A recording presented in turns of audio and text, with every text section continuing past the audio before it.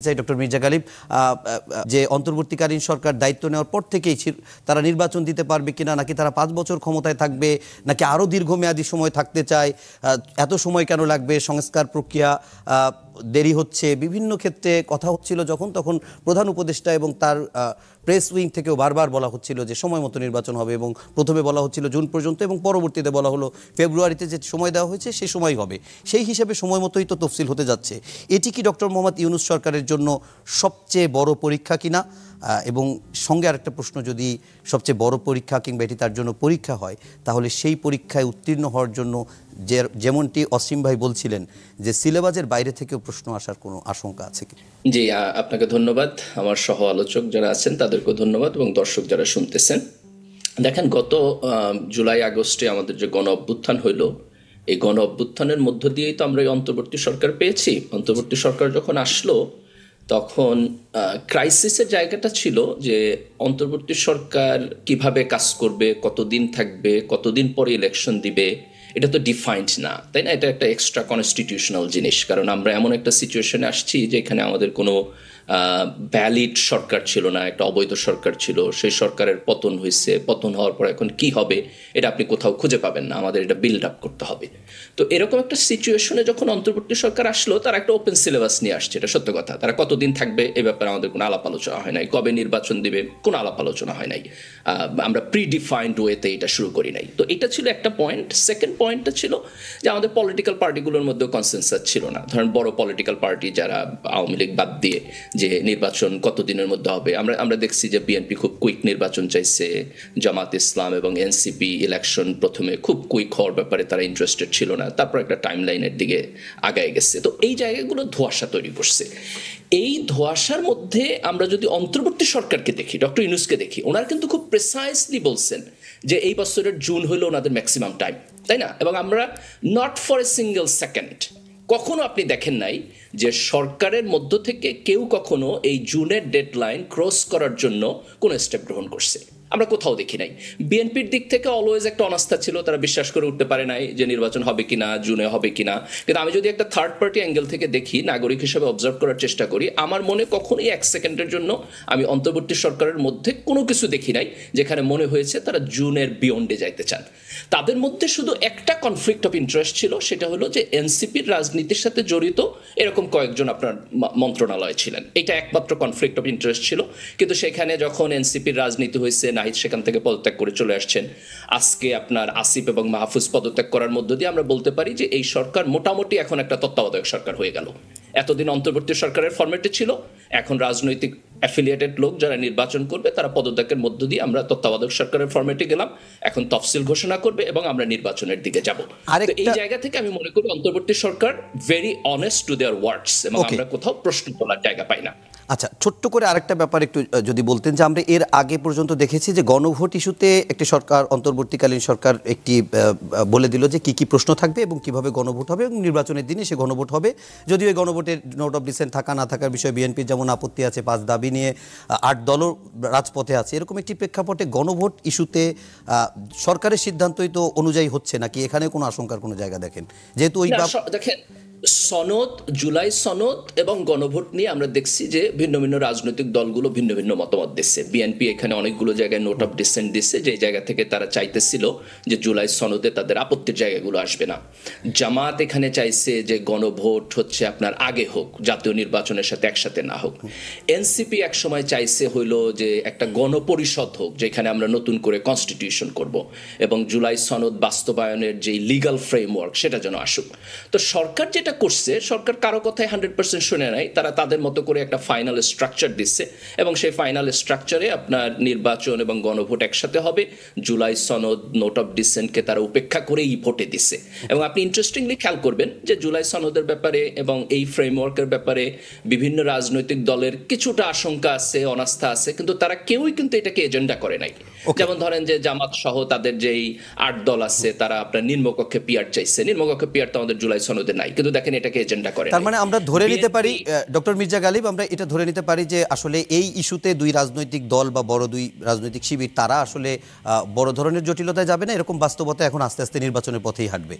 Exactly, আমার বোধ হয় যে তারাই গণভোট মেনে নিচ্ছে এবং জুলাই সনদের যে ফ্রেমওয়ার্ক এটা অনিচ্ছা সত্ত্বেও তারা মেনে নিচ্ছে এবং আমরা নির্বাচনের দিকে আপনার কাছে আরো কিছু বিষয় স্যার, আপনার কাছে যে প্রশ্নটি রেখেছিলাম সেটি আরেকটু বলি। সেটি হচ্ছে যে আজকে আমরা দেখলাম যে অবশেষে সেই দুই উপদেষ্টা পদত্যাগ করলেন এবং প্রেস সচিব জানালেন যে তাদের পদত্যাগ পত্রটি মানে কার্যকর হবে যখন নির্বাচনের তফসিল ঘোষণা হবে তার সঙ্গে থেকেই, অর্থাৎ যে আলোচনা ছিল সেই আলোচনা থেকে বলাই যায় যে তারা সরে গেল। এখন যেটি মির্জা গালিবও বলছিলেন যে এখন এই সরকারটি তত্ত্বাবধায়ক সরকারের রূপ নেবে, যেহেতু এখানে রাজনৈতিক কেউ আর ওইভাবে কোনো দলের রিপ্রেজেন্টেটিভ হিসেবে যদিও তারা ছিল না, কিন্তু যেহেতু তাদের অনেক বন্ধুবান্ধব দলে ছিল। এখন আমার প্রশ্ন হচ্ছে যে ঢাকা 10 এবং যদি ঢাকা 10 আসনের কথা বলি এবং একই সঙ্গে যদি রামগঞ্জ যেটি লক্ষ্মীপুরের, ঢাকা 10 আসিফ মাহমুদ নির্বাচন করার কথা আগেই বলেছিলেন এবং রামগঞ্জ থেকে আমরা শুনছিলাম নির্বাচন করার কথা শুনছিলাম মাহফুজের, তো তারা দুজন আজকে পদত্যাগ করলো এবং এনসিপি আজকে যে 125 আসনের প্রার্থী ঘোষণা করলো,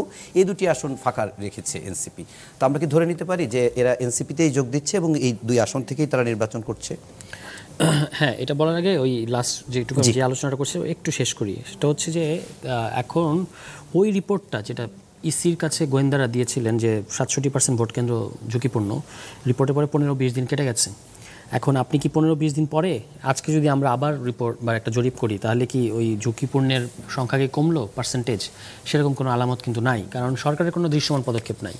সরকারের কোনো দৃশ্যমান পদক্ষেপ না থাকলে যেটা আপনি বলছিলেন যে জনগণের মধ্যে তো একটা কনফিউশন আছে, এটা কিন্তু মানুষকে সবসময় মানে একটা ভোট কেন্দ্রে যাওয়ার ব্যাপারে নিরুৎসাহিত করতে পারে, যে একটা হানাহানি হবে, মারামারি হবে। হ্যাঁ, ফলে সরকারের কাজ হচ্ছে যে প্রার্থীদের মধ্যে কনফিডেন্স তৈরি করা এবং বিশেষত ভোটারদের মধ্যে কনফিডেন্স তৈরি করা। সেই কাজে এখনও সরকার যথেষ্ট পরিমাণ অগ্রগতি দেখাতে পারছে না। দুই উপদেষ্টার প্রসঙ্গ, যেভাবে তাদেরকে রাজনৈতিক সংশ্লিষ্ট বলা হয়, এই বিচারে এই সরকারে এখনও অনেক রাজনৈতিক সংশ্লিষ্ট ব্যক্তিবর্গ আছেন। যেমন ধরেন অ্যাটর্নি জেনারেল, তিনি তো অ্যাটর্নি জেনারেল থাকা অবস্থায় নির্বাচন করার কথা বলেছেন এবং নির্বাচনী প্রচারণায় যাচ্ছেন নিয়মিত। ফলে তিনি কবে পদত্যাগ করবেন এটা আমরা জানতে চাইতে পারি। তফসিল তো কালকে হবে। হ্যাঁ, মানে আইনত বাধা না থাকলেও, আইনের ব্যাপারটা আমি এই মুহূর্তে জানি না, হয় আইনগত বাধা না থাকলেও একটা নৈতিকতার প্রশ্ন তো আছে যে আপনি অ্যাটর্নি জেনারেল থাকা অবস্থায় বলেছেন যে আপনি নির্বাচন করবেন এবং কোন দল থেকে করবেন এটা মোটামুটি উনি বলেছেন, এবং আপনি নির্বাচনী প্রচারণায় একটা দলীয় বক্তব্য দিয়ে আসছেন। অনেকগুলো ভিডিও সোশ্যাল মিডিয়া আমরা দেখেছি যেখানে তিনি কমপ্লিটলি দলীয় বক্তব্য দিচ্ছেন। ফলে আর বন্ধুবান্ধবের কথা যদি বলেন, এখানে বিএনপির সম্মানিত মহাসচিবের বন্ধুবান্ধব এই ক্যাবিনেটে এখন অন্তত 3 জন আছেন যারা ঘনিষ্ঠ বন্ধু, এবং তাদের মধ্যে একজন প্রকাশ্যে বলেছেন যে তিনি যখন ভাইস চ্যান্সেলর নিয়োগ দিচ্ছিলেন তখন তিনি লিস্ট চেয়েছেন বিএনপি মহাসচিবের কাছে। এটা নিয়ে কোনো কিন্তু আলোড়ন সৃষ্টি হয় নাই। তো যত দোষ নন্দ ঘোষের মতো যত দোষ আসিফ মাহমুদ ভুইয়ার হয়ে যায়। এখন আসিফ মাহমুদ আজকে যেটা 2 জন উপদেষ্টা, ছাত্র উপদেষ্টা পদত্যাগ করার মধ্য দিয়ে যেটা পরিষ্কার হচ্ছে সেটা হলো তারা ইলেকশন করবেন। জি, আদারওয়াইজ তারা তো সরকারে থাকতেন। জি, আমরা অবশ্যই চাইবো যে তারা যেহেতু গণ অভ্যুত্থানের অগ্রণী সৈনিক, তারা আমাদের দলে আসবেন। আমরা তো 125টা আসনে মনোনয়ন দিয়েছি, পর্যায়ক্রমে আরও আসনে দেওয়া হবে, এবং তারা তো এখনও ডিক্লেয়ার করেন নাই, বলেন নাই। আমরা শুনেছি নানাভাবে, তারা কেউ ঢাকা 10 কিংবা মাহফুজের ক্ষেত্রে লক্ষ্মীপুর, এগুলো আমরা শুনেছি, কিন্তু তারা এখনও কিন্তু নিজেরা আনুষ্ঠানিকভাবে বলেন নাই যে আমি ঢাকার অমুক আসন থেকে করবো কিংবা লক্ষ্মীপুর অমুক আসন থেকে করবো। আমাদের এগুলো ফাঁকা রাখার পেছনে তাদের এটার আপনি বলতে পারেন সম্পর্ক আছে, আবার সম্পর্ক নাইও। এটা আমাদের নিজস্ব, যেমন বিএনপিরও এরকম কিন্তু হচ্ছিল যে যখন প্রথম দিকে আসনগুলো ফাঁকা ছিল, ফলে এটার সাথে সবাই ইকুয়েশন মিলাচ্ছিল যে এখানে এনসিপির অমুককে দেবে। এটা দেখতে মনে হয় আরো একটু সময় দিতে হবে, একটু সময় লাগবে আরো মোটামুটি। আপনি যে বিষয়টি কথা বলছিলেন, আমরা একটু মির্জা গালিবের কাছে একটু ছোট্ট করে একটু ঘুরে আসি। ডক্টর মির্জা গালিব, আপনার কাছে, আপনি যদিও জামাতকে সরাসরি রিপ্রেজেন্ট করেন না, তারপর আমরা অনেক কিছু তথ্য আপনার কাছে জামাতের অনেক বক্তব্যের ব্যাখ্যাও পাই এবং অনেক সময় কিছু ধারণাও পাই। সেই জায়গা থেকে একটু জানতে চাই যে নির্বাচনের তফসিল হয়ে যাচ্ছে, কিন্তু জামাত সেই শুরুতে যে একটা তালিকা করেছিল, তারপরে আমরা কোনো চূড়ান্ত তালিকা দেখিনি। মাঝে মাঝে 2-1টা চমক শোনা যায়। কখনো শোনা যায় যে খুলনা থেকে নির্বাচন করবেন একজন হিন্দু সম্প্রদায়ের ব্যক্তি, কোনো নারী নির্বাচন করবে কিনা, সাদিক কায়ে নির্বাচন করবে কিনা, এই সংক্রান্ত কোনো তথ্য আপনার কাছে আছে কিনা? জামাত তো প্রাথমিকভাবে আপনার বহু আগেই, আমার বোধহয় প্রায় 6 মাসের উপরে হবে, যে তারা বিভিন্ন আসনে তাদের ক্যান্ডিডেট ঘোষণা করছেন, এবং এইটা প্রাইমারি একটা লিস্ট। তার মানে এটা ডাইনামিকভাবে চেঞ্জ হইতেছে, বিভিন্ন জায়গায় হয়তো একজনের পরিবর্তে তারা আরেকজনকে দিচ্ছে। আপনারা সংবাদে আমরা বিভিন্ন সময় দেখছি যে এককভাবে ধরেন কোনো একটা আসনের প্রার্থী পরিবর্তন হয়েছে।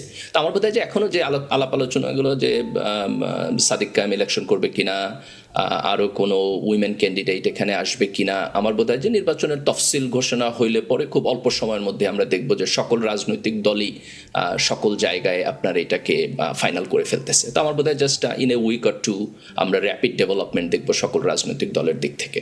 আরেকটা বিষয় একটু আপনি যদি এই সঙ্গেই যদি বলতেন যে এই যে ধরেন আমি খুলনার যে একজন হিন্দু সম্প্রদায়ের কথা বললাম, যেটি দলের আমির সম্ভবত জানিয়েছেন বা অন্য জায়গা থেকে আমরা জানিয়েছি তিনি নির্বাচন করবে, যেহেতু জামাত 8 দলের সঙ্গে একটা নেক্সাস বলি কিংবা একটা জোট বলি একসঙ্গে নির্বাচন করছে, সেক্ষেত্রে 8 দলের ভিতরে 5টা বা 6টা দলই হচ্ছে ইসলামিক দল।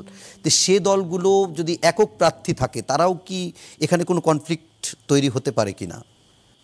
দেখেন, জামাত একটা ইসলামিক দল, এবং জামাত যাদের সাথে জোট করতেছে তাদের মধ্যে ইসলামিক দলও আছে, বাইরের দলও আছে, সবাইকে মিলে তারা একটা রাজনৈতিক জোটের জায়গায় যাচ্ছে।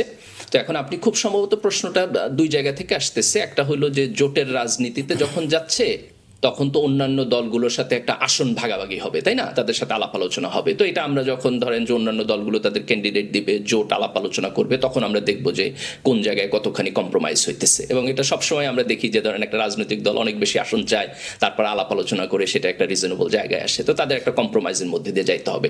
আর আরেকটা হচ্ছে যে জামাত যেহেতু একটা ইসলামিক দল, তার দলের ফ্রেমওয়ার্কের মধ্যে আপনার যারা মুসলমান না, ইসলাম ধর্মের বাইরের, তাদেরকে দলের ফ্রেমওয়ার্কের মধ্যে ইনকর্পোরেট করার জায়গাটা অল্প। যে জামাতের মেইন স্ট্রিম জায়গাতে আপনি তাদেরকে ইনকর্পোরেট করতে পারবেন না, যেহেতু জামাতের পলিটিক্যাল যে সমস্ত প্রিরিকুইজিট কোয়ালিটি আছে তার মধ্যে ইসলাম প্র্যাকটিস করা, ইসলামের উপর ঈমান আনা, বিশ্বাস রাখা, এটা একটা প্রিরিকুইজিট। কিন্তু জামাত একটা পলিটিক্যাল মডেলের দিকে যাইতেছে, সেটা হলো যে আপনি যখন রাষ্ট্র পরিচালনা করবেন, রাষ্ট্রে তো সকল ধরনের লোক আছে, এখানে শুধু মুসলমানরা তো বসবাস করে না, তাই না? অন্যান্য ধর্মের লোক আছে। তো আপনি যখন রাষ্ট্র পরিচালনা করবেন তখন তো তাদেরকে সাথে নিয়ে করবেন। আপনি তো এই কথা বলবেন না যে আমি সরকারি চাকরিতে কোনো নন মুসলিমকে আসতে দিব না, তাই না? আপনি তো এই কথা বলবেন না যে আমি সরকারের সচিব কোনো নন মুসলিমকে করব না। তো জামাত একটা ইনক্লুসিভ ফরম্যাটের দিকে যাইতেছে, যেখানে তারা নির্বাচনের মনোনয়ন দেওয়ার জায়গাতে আপনার অন্যান্য ধর্মের লোকদেরকে পার্টির মধ্যে ইনকর্পোরেট না করলেও রাজনীতিতে এবং সরকারে এই জায়গাতে তারা ইনকর্পোরেট করার চেষ্টা করতেছে। অনেক অনেক ধন্যবাদ নতুন মডেল।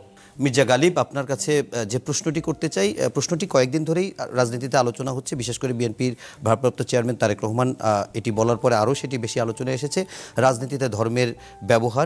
তো ধর্ম নিয়ে রাজনীতি করার অধিকার কি সবার আছে, নাকি কারোই এই অধিকারটি নেই?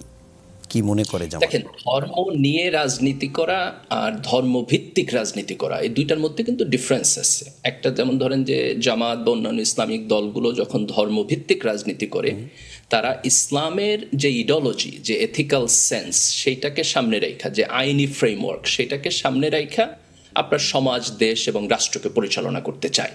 তো এটা তো একটা ইডিওলজি। সকল ইডিওলজি বেসড রাজনীতি যেরকম হইতে পারে, ইসলামের ইডিওলজি বেসড রাজনীতি আপনাকে সেভাবে হইতে পারে। আর আরেকটা হলো, সেটা হলো মানুষের ধর্মীয় আবেগকে আপনি ব্যবহার করবেন। এটা যেহেতু বাংলাদেশের সংখ্যাগরিষ্ঠ মানুষ মুসলমান, এটা সকল রাজনৈতিক দল করে। আপনি আওয়ামী লীগকে দেখেন, শেখ হাসিনাকে বলছে সে কওমি জননী উপাধি দিচ্ছে। আপনি যদি বিএনপিকে দেখেন, দেখবেন যে শাহজালালের মাজার জিয়ারত করে তারা নির্বাচনী প্রোপাগান্ডা ক্যাম্পেইন শুরু করে। তো এটা বাংলাদেশের একটা কমন নর্ম, যেহেতু সংখ্যাগরিষ্ঠ মানুষ মুসলমান, তাদের ধর্মীয় অনুভূতিকে আপনার স্যাটিসফাই করে সবাই রাজনীতি করতে চায়। তা আমরা এখানে যদি নর্মের প্রশ্ন তুলি, তাহলে ইলেকশন কমিশন খুব স্পেসিফিকলি বলে দিবে আপনি কি করতে পারবেন, কি করতে পারবেন না।